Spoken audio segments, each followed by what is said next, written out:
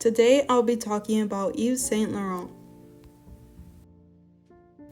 His full name was Yves Mathieu Saint Laurent. He was born in Oran, Algeria on August 1st, 1936. He passed away on June 1st, 2008.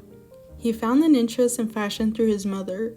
He enjoyed watching his mother dress up for events, and she was supportive of his interests. He studied at École de la Chambre Syndicale de la Haute Couture for a bit. However, he did not finish his education here.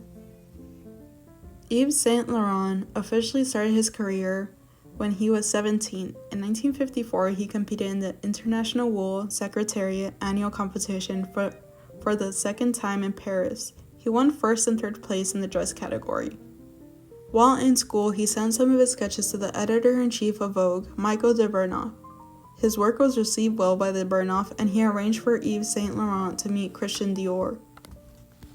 In 1955, Yves Saint Laurent officially worked as Christian Dior's assistant.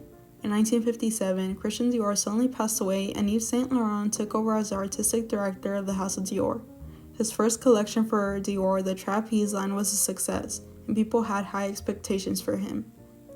On September 1st, 1960, Yves Saint Laurent was drafted for military duty. Unfortunately, after being discharged, he suffered with his mental health, and Dior fired him and replaced him. In 1962, Yves Saint Laurent opened his own fashion house with the help of his partner named Pierre Berge. His first collection debuted on January 29, 1962.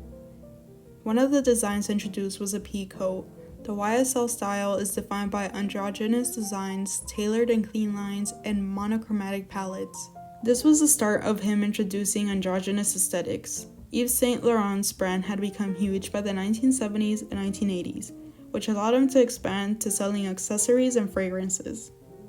Some of his notable collections were the Le Smoking Tuxedo and the Mondrian dress. The Le Smoking Tuxedo for women was introduced in 1966. He revolutionized women's fashion by introducing the tuxedo as a symbol of female empowerment and confidence.